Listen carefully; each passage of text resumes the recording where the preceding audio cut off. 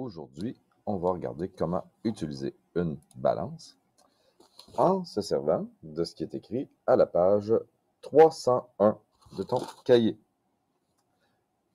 Numéro 1. Puis là, on voit toutes les parties de la balance, d'accord? Dans l'image. Il va falloir les connaître. Assure-toi que le plateau de la balance est propre. Bon, ici, ouais, devrait être correct. Placer l'index des curseurs à 0. Les curseurs, c'est toutes ces petites masses qu'on peut déplacer. Et lorsqu'on les déplace, il faut que ça soit dans leur coche. On entend un clic quand ils sont dedans. Il n'y en a rien qu'une qui ne fera pas clic, c'est la plus petite.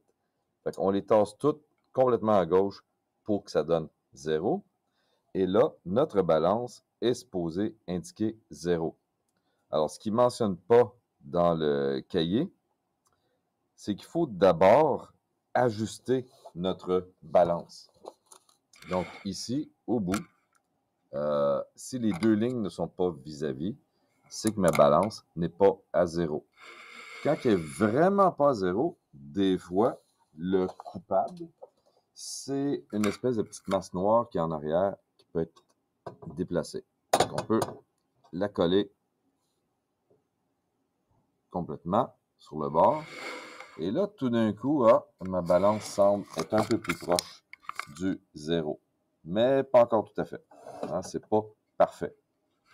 Pour être capable de l'ajuster, en dessous du plateau, arrière, il y a cette espèce de vis, qui est la vis d'ajustement, que tu devras serrer ou desserrer selon l'ajustement qui est à faire.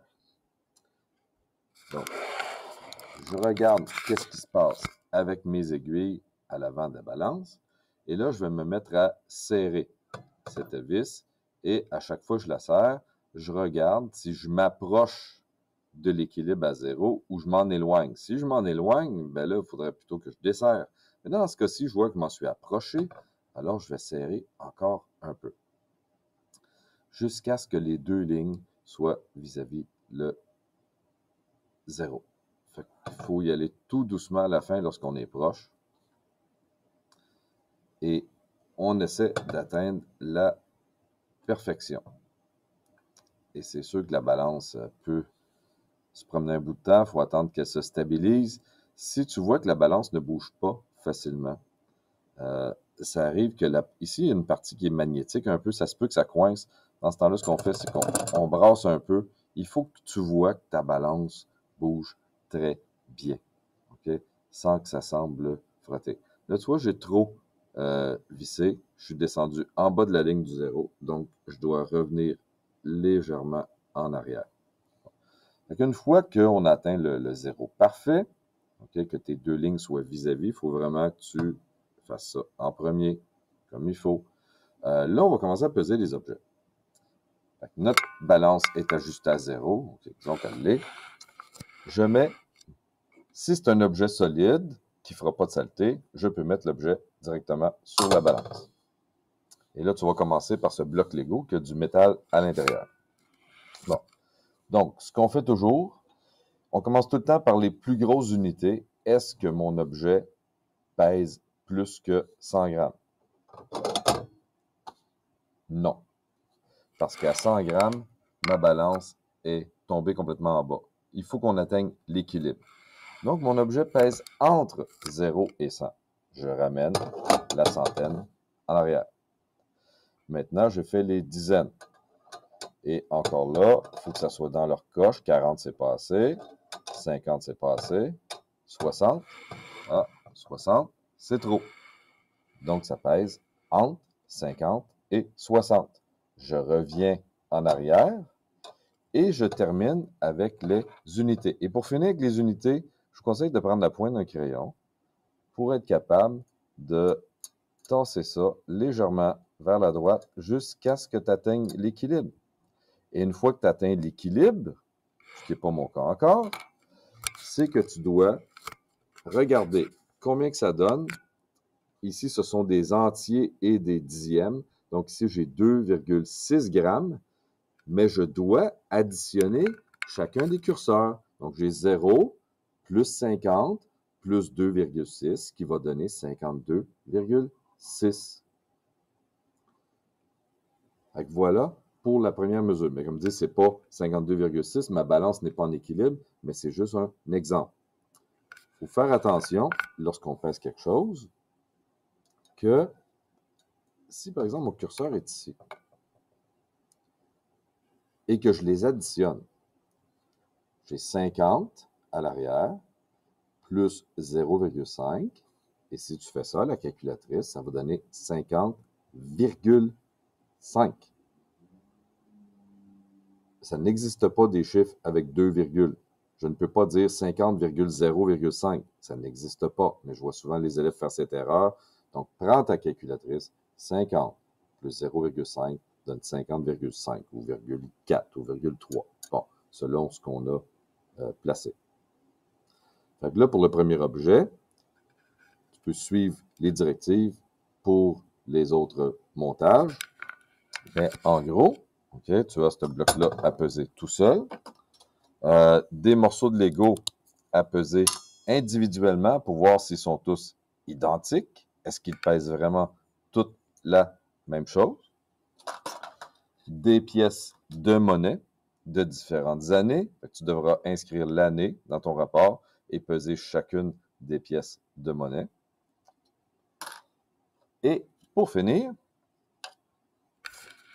avec un produit qui est en poudre, OK, il faut prendre un petit récipient qu'on appelle une nacelle de pesée. Alors, si dans une expérience, on te demande de peser 5 grammes d'un produit, dans ce cas-ci, c'est du NaCl, c'est du sel de table. Si je veux peser 5 grammes de mon produit, mais je dois le peser dans le contenant, je dois savoir combien pèse le contenant. Donc, on remet tout à zéro. OK?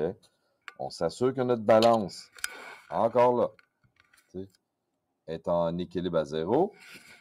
Et si on est satisfait de notre équilibre, on va rajouter un petit ajustement, on met notre nacelle de pesée dessus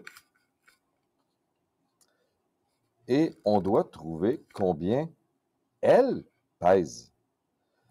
Donc là, je déplace mon curseur jusqu'à ce que je trouve combien que ma nacelle de pesée pèse. Disons par exemple que je découvre qu'elle pèse 1,5 g. Ça, c'est juste le contenant tout seul. Et que je veux que tu pèses 5 grammes de produit là-dedans. Et là, tu peux t'aider avec une spatule pour en faire tomber très, très doucement. Et si tu en mets trop, ben avec la spatule, tu pourras en enlever. Donc, si ma nacelle pèse 1,5 et que je te demande de peser 5 grammes là-dedans, combien ça devra peser en tout? Donc, ça serait 1,5 plus mon 5 grammes. Donc, je pourrais tout de suite mettre ma balance à 6,5 parce que je sais combien que ça va peser ensemble. Et là, tout ce que tu as à faire, ce sera d'ajouter ou enlever du produit jusqu'à ce que tu trouves l'équilibre. Quand tu seras à l'équilibre, tu auras exactement 5 grammes de sel dans un contenant de 1,5 g, ce qui donne 6,5 grammes. D'accord? Et la dernière partie, ben là, on veut savoir combien pèse tout le sel qui est à l'intérieur. Donc, je sais que mon contenant pèse 1,5. Je mets tout mon produit à l'intérieur. Et lorsque j'aurai trouvé la somme des deux, disons que ça pèse, au moins 30 grammes plus 8,2. Donc, ça pèse 38,2. J'ai quand même mon contenant qui pèse 1,5 lorsqu'il est vide. Là. Donc, je dois faire mon 38,2 moins 1,5. Et ça va me donner la masse du sel lui-même sans le contenant. Alors, c'est toutes ces petites expériences-là que tu as à faire avec la balance aujourd'hui en complétant la feuille de laboratoire.